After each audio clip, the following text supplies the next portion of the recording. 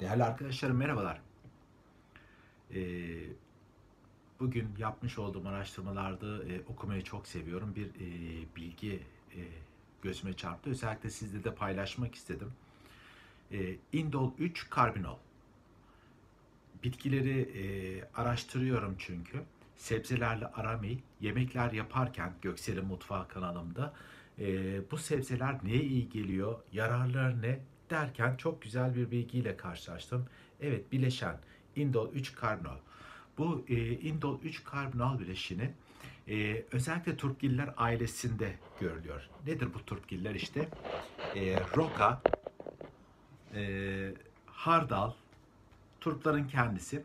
Fakat bunlardan daha da çok lahana ve brokoli de çıkıyor.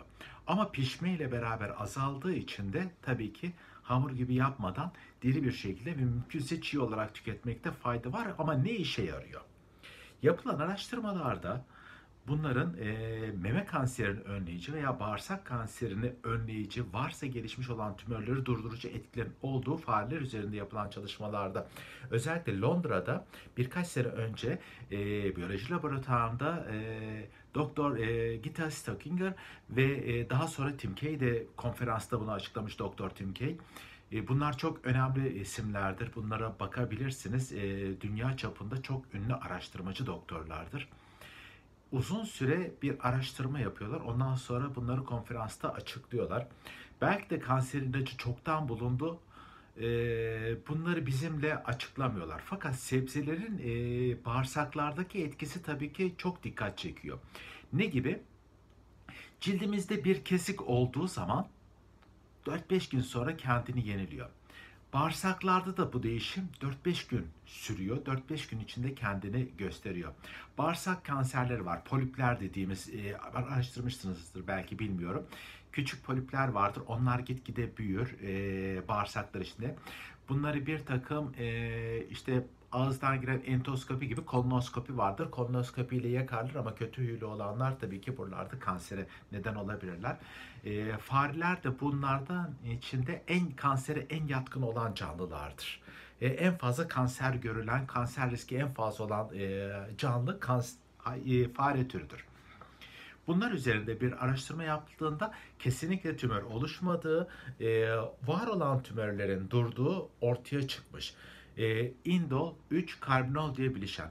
Aynı zamanda lahanaya kokusunu veren bir de sülfür ve bileşenleri vardır. Hani ağır, biraz hoş olmayan bir koku vardır. Brokoli ve turplarda da bunlar mevcut ama lahanada biraz baskındır. Bunların da etkilerinin çok fazla olduğu, kanser önlemede etkisinin çok fazla olduğu görülmüş ve bağırsakların yüzeyindeki tamamen kötü hücrelerin görünmez olduğu, bağırsakların çok daha sağlıklı çalıştığı, hani derler ya diyet uzmanları da, zayıflamak isteyen, şekeri olanlara genellikle brokoli tavsiye edilir, lahana tavsiye edilir. Lahana çorbası için çok sağlıklıdır. Boş yere dememişler. Gerçekten şu anda tam da mevsimdeyiz, kış aylarında, ama yaz kış tüketilebilir bunlar. Mesela kış aylarında brokoliyi tüketin, lahanayı tüketin. Turp, eğer sağlığınıza bir zararı yoksa, çünkü turpun yan etkileri de fazla olabilir. Mesela tiroid hastalar için pek önerilmediğini sanıyorum. Ama lahana ve brokoli için böyle bir konu mevcut değil. Mesela sabah kahvaltılarında bende bir alışkanlık vardır. Turpgillerden olmasına rağmen turpun baskın yan etkileri olmayan rokayı yemek. Kahvaltıda ekmek yerine resmen roka tüketirim ben. Maydanozla beraber rokayı çok fazla tüketirim. Hardal gene aynı şekilde Turpgiller ailesindendir. Korkunç derecede yarar olan bir sebzedir. Toz olarak demiyorum da yeşil yaprakları, bilmiyorum, Ege bölgelerinde olanlar toplayabilirler. Roka ile aynı çiçekleri vardır. Bitkiyi aslında bir iki kere toplasanız anlarsınız veya pazarda yeşil sebze olarak bulursanız onu da tüketebilirsiniz. Ama rokayı özellikle tavsiye ediyorum bu konuda. Çok çok iyidir. Fakat lahana, dediğim gibi, tam bir önleyici. Özellikle lahana ve brokoli ve lahana üzerindeki, lahananın bütün çeşitlerinde indol 3 karbinol fazlasıyla var. Sizler de bu konuya çok çok dikkatli olun. Çevremizde günümüzde biliyorsunuz ki çok fazla GDO'lu yiyecek tüketiyoruz. Ekmeklerde bile eskiden görmediğimiz, bilmediğimiz maddeler eklendi artık onlara. Bozulmasın, kurtlanmasın diye. Eskiden unlar kurtlanırdı, böceklenirdi durduk yerde açıkta. Şimdi dikkat edin, marketten aldığınız unlarınız hiç kurtlanmıyor, böceklenmiyor. Bunların içinde ne tür katkı maddeleri var? Şimdi isim bazında da söylemek istemiyorum. Fakat ben bir iki kere yaptım. Yaş maya şeklinde ekşi maya oluşturmayı severiz biz. Rahmetli anneannem yapardı. Allah rahmet eylesin. Hamurdan ayırırsın. Bu hamurdan ayırdım. Yarısından çoğu resmen plastiğe döndü. O maya olarak. Onları biz yiyoruz yani. Yıkadıkça bir grup var ki hiç erimedi. Tamamen plastik gibi kaldı. Ve biz bunları yiyoruz. İşte bu bakımdan artık toplumumuz kansere, kemoterapiye çok çok alıştı. Kemoterapinin yaratıcısı İsrail'dir. Bakın bakalım İsrail'de ne kadar kemoterapi uygulanıyor, radyoterapi uygulanıyor. Bunlar kanser hücresini yok ediyor deniyor ama sağlıklı hücreyi de yok ediyor.